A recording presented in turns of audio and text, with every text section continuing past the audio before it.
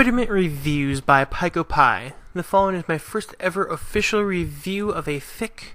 I believe that during a review, anyone should be able to learn something, so I'm focusing on how to make a better and a more popular story.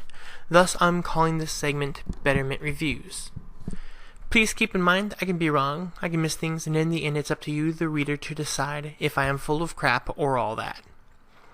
I will also, I initially wrote the review as I went along, and then I did a summary at the end, went back and touched up a few things, as sometimes you need to wait to figure out how things turn out to decide if something is good or not. I'm going to start off with the meta, and then get into Chapter 1, but after Chapter 1 I won't go into specific details because I don't believe in eliciting spoilers, but I don't really mind the first few thousand words of a fic, because that lets the listener to this review get an idea of how the fic is made. So, Betterment Review of Introspection by Hidden Identity.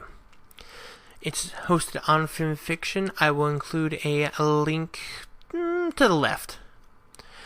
The title speaks to the story and it is relatable. Introspection. I would say that the title Pinkie's Introspection might draw a bit more attention. It's a bit more specific, but it doesn't draw away anything from the title. So it might be a better descriptor, and it's still only 2 words, so it might work a little bit better. But it's really kind of too late to change now, and it does get the job done. It's not a bad title at all. The cover image is kind of overdone, but it is simple and eye-catching. It should draw some attention, but it's possible people might discard it, and sometimes that happens to stock images, especially overused one. Now, it hasn't been super overused. It should still draw the eye, and in general, it actually is kind of it does relate to the story, so I think you should keep it, especially since, a lot of people aren't going to go out commission works. It's expensive, it's time-consuming, people just kind of want to get the story get done. It's why images from the show are used so often. The text adventure is fine. Alternate universe are things that people generally don't search for. If they're going to search for an alternate universe, say like Naruto, they'd search Naruto. Also, I'm not sure it actually is alternate universe. I have to read further in the story, and unfortunately I was caught up with the story by the time I recorded this. So I don't actually know if it's an alternate universe fic, because for it to be an alternate universe, something in the world has to be noticeably different. And I don't get that. It's just all taking place inside Pinkie's head, which is fine and isn't necessarily alternate universe. The description is short and cuts to the chase while still having a good flavor. The problem with a lot of descriptors in fanfiction is the box where you add your description makes things look like a brick of text, where normally on a page it would look fine, and that's because it's much smaller space, so it can take it up. Especially if, featured, updated in the new story menus on fanfiction. So I'd recommend breaking it into 2 parts to make it seem more manageable. I also think that the ending, which has the catch, should be moved to the middle, and because then something else should be fixed. So let's use the example. I think it should say, Pinkie Pie should enjoy spending time wandering through her own mental workings, right? After all, everything must live with itself, and is generally happy to do so. But when Pinkie wakes up to find herself in her own mind, she must explore personality from a very different perspective. I took some liberties with rewording a few parts, primarily changing the phrase, everything must live with themselves, and are generally happy to do so. The reason why I reworded that is because it's a little awkward to begin with, and then when moved to the middle, it makes things a little bit worse. So that's the meta. Let's hop into Chapter 1. The opening paragraph is quite well done. It starts off with a simple, Pinkie blinked. Slowly she forced her eyes open. We get the feeling that she's disoriented without being told so. In this way it's very showy, even though it's technically tell. It's made clear to the reader, assuming they've read the description, that we're in Pinkie's head. But more importantly, we realize that this is the part of the mind that we would expect from the Pinkie in the show. It's written so that if you know this, great. If you figured it out from the way it's worded, awesome. And if not, it tells you we're in Pinkie's head, which is nice because it allows different levels of readers to get into the story without feeling lost. Or it rewards, higher level of thinking, which I always encourage. Most good intros actually start off telly, which it is. It starts off tell, but it speaks a lot deeper than just what it's telling. And then it switches to show later in the paragraph, and it actually does a really good job. I'm really impressed with the opening paragraph. You spend a lot of time on it. It's very well done. Unfortunately, the following sections aren't as fluid. They aren't bad, but they are simply a bit straightforward. Pinkie meets up with Rocky, which is the pile of rocks from Party of One. But he's not called Rocky, it's just a pile of rocks or rock pile. In the comments, the author said that he chose this because he felt it spoke more to Pinkie, which is mostly spot on with Pinkie throughout this fic, but honestly, I don't know why he made this choice. It's not bad, it's just kind of odd. Also seems a bit out of character as Pinkie named the rock pile in the first place. Anyway, continuing on, the rock pile rather obviously foreshadows possible upcoming events, and he does this simply by telling Pinkie and the reader. Now, I like foreshadowing, but I'm going to go off on a little tangent here to help describe good foreshadowing. So, good foreshadowing, especially to me, really occurs two ways. The first is if it's something small the reader might miss. The example I'm going to use is actually from a movie, but it illustrates the idea quite well, because I'm a more visual person, so that's my assumption, is that it helps you too. In the classic black and white movie, Them, a character is walking around in an abandoned store when a light fixture sways between the character and the camera. It looks kind of odd initially, but it's basically a shadow passing back and forth in front of the character, which shows that it foreshadows that the character is going to die. It's very obvious that it happens to the viewer, but figuring out what it means takes a lot of thought. Anyway, it does a really good job of creating tension and anxiety while foreshadowing future events for those that notice it. And that's something it's really complex, but it's not something that draws away from the story or the movie for the viewer or reader. So that's good. That's a really good example of good foreshadowing, is that it's there, people can see it. If you don't miss it, you didn't miss anything, movie isn't worse. But if you catch it, the movie is that much better. This also leads to another way for good foreshadowing can work. If you take an odd piece of writing and figure out why it isn't quite right, it makes the reader think. If they think and guess what it's going to happen, and they're correct, they're rewarded. They're validated for their intellect if they figured why something was written a specific way. Now, this can be kind of tricky because sometimes it will actually draw away from the story if it's too important or too obvious or takes too long, but by drawing attention to something either by specifically increasing the length or decreasing the length that is shown in the fic, it can stand out as odd and makes the reader think, and it stands out, which is good. So, back on topic, the Rocky from the fic just flat out tells what's going to happen, and that is rather odd.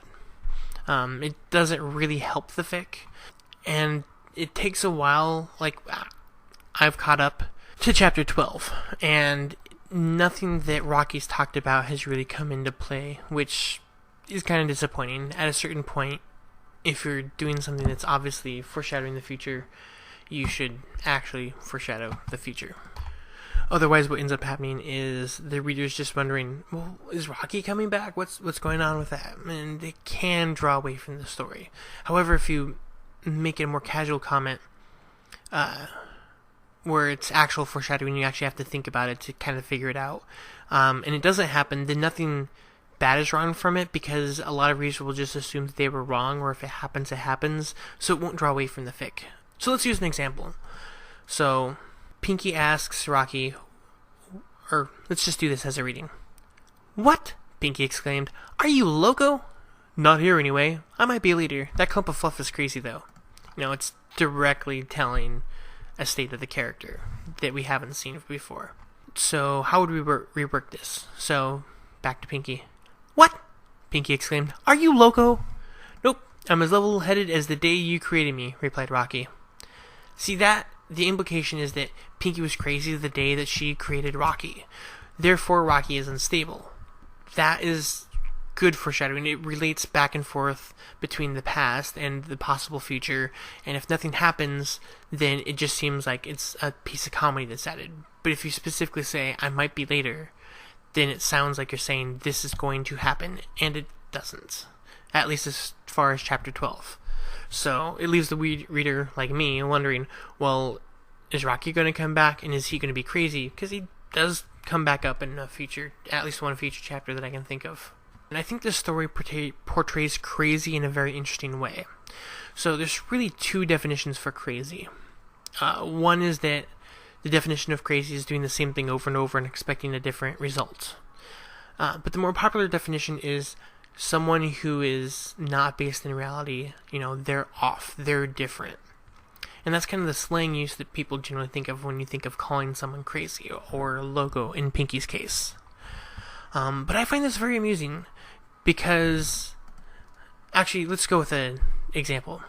So if you hallucinate that there are spiders on you, you would freak out. You'd be like, why are there spiders on me? Oh my god, get them off. And your friends would be like, what the hell is up with Joe? But if you suddenly turn to Bob and say, Bob, dude, I think I'm seeing hundreds of spiders on me. What the hell? Then Bob looks at Joe and goes, obviously something is wrong. You are hallucinating, dude. And you're like, good, because I'm freaking out. Okay, well, let's go to the hospital, see what's going on. Even though to you, Joe, your perception is that there's spiders on you, that is your world. But to Bob, that is not. And so when you start reacting to something that's not there, that's a crazy behavior. But if you turn to Bob and say, hey, this is what's going on, I think something's off. Like, yeah, it's more in tune with his expectations of, if you're going crazy, you react, stating that you're off, and for some reason that's more acceptable. And so this is why it becomes very interesting for how Pinkie and Rocky are interacting, because Pinkie's calling Rocky crazy at several points. Specifically when they're on a cliff's edge and Rocky's just like, just step off, you'll be fine. And, Pinkie can just step off and she'll be fine. The way the world reacts is that it comes up to meet her without causing her any problems, because it's her mind. It forms to her. But she's not used to this. So she's calling Rocky crazy. Rocky, the imaginary rock person that was created when Pinkie was crazy. And Rocky's reaction is, don't be crazy. Which is ironic because she's really not to the reader, but to the character in Pinkie's mind, her actions are very odd, because everyone knows that the world reacts and won't hurt you. So it's this interesting back and forth where the term crazy is being redefined, and I really like that. It's I don't know if it's intentional, but it's a very good wordplay, and it really shows that the author has a lot of good ideas, can implement them well, which is more important than just having good ideas. And so that's something that I really appreciated with my degree in psychology. The other interesting aspect about this is that Pinkie completely accepts the rock person in her world, even though she's acting like, she's normal, happy Pinkie. The rock person is just accepted. And this is kind of odd because it kind of makes the reader the crazy person, because the reader's like, what the hell? Is she just responding to this as if it were normal? Which adds in an extra layer that I appreciate. Anyway, getting back on track. With the aspect of the world reacting to Pinkie, you're introduced to an interesting mechanic used in the story, and that's the world effectively reacting to Pinkie. This initially worried me because I don't like mind benders when rules are always changing, being added, being taken away. I find that really odd, and it's hard for the reader to keep track of stuff, and so I was initially very worried, but every time Hidden Identity introduces an aspect into the story, he actually does a really good job of explaining it, bringing it up so it's not just mentioned once and then never mentioned again, or mentioned once and then mentioned once way later and you're expected to remember.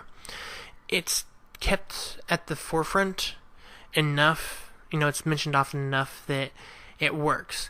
And at the same time, when the rules change, they only seem to change for a short period of time as Pinkie wanders into another aspect of herself. But it doesn't necessarily stay with her.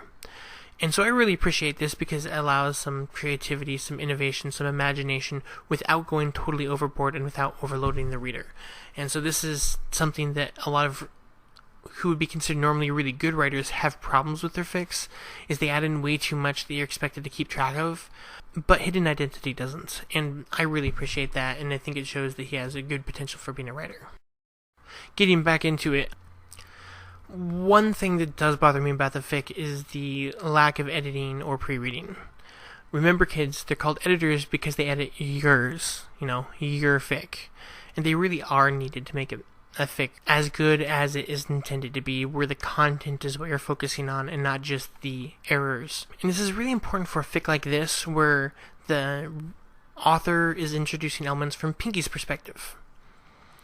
the story's written from Pinkie's perspective for all intents and purposes, so sometimes something's introduced that's supposed to be a little bit confusing, which is fine, but then when you have it competing with confusing elements that are confusing specifically because they are written odd or because of a misspelling, it confuses the reader, and so now the reader has to figure out, well, is this what they meant to write, or is this an error? Or is it both? Was it supposed to be like this and it was just written wrong? Like, it really pulls the reader out. It really is jarring, and it really makes it hard to read at points. So if I was to give Hidden Identity any advice, it would be to get an editor and pre-reader. I always recommend at least two, whether it's an editor, pre-reader, two pre-readers, or two editors. It's very important, and it just is. And so it's one thing if you're an experienced author and you're writing, I have this little one-off idea. It's not meant to be serious. But this fic is it's got the basis that it's good enough that it should be taken seriously, and it should be edited so that the reader can fully enjoy it. So now that I'm done with chapter 1, basically, let's get into the rest of the story. The first chapter I would say is very good overall, especially the early parts of it, where the author probably took a little bit more time. Later on in that chapter and the next few chapters, he's like trying to find his voice, which is kind of normal for newer or younger authors, where it takes them a few chapters to really get going with the style. I know, I'm really bad at that. I'm only just now getting better, and usually I'll write a few chapters and get them down, and then I'll go back and edit everything to the same level before I continue on. But Hidden Identity's written a few things. I did meet him at Everfree Northwest on the writing track. He does seem like a good guy. He seems smart. He seems like he can pick up on stuff. Having an editor pre-reader would help this. It would also help a learning curve. So, after a few chapters, I was kind of worried, is this not just going to be that good? And then it picked up. And so I think part of the problem was he was kind of setting the setting. That's why they call it the setting, right? Anyway, he was getting everything ready in the story for the future chapters, and that's fine. That's actually really normal. So, I think a little bit of improvement so that it's the same level, at least early on. A better intro is fine, obviously. If it's better, it's better. But he needs to go back for the first few chapters, bring up the quality a little bit. Editor, pre-reader, as I said, would help that up. And then it gets really interesting. The author has Pinkie visit several beings, I guess I'll call it, to avoid spoilers.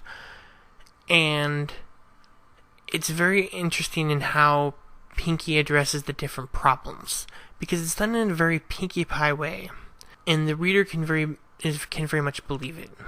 And I'll also say that the errors drop off a bit.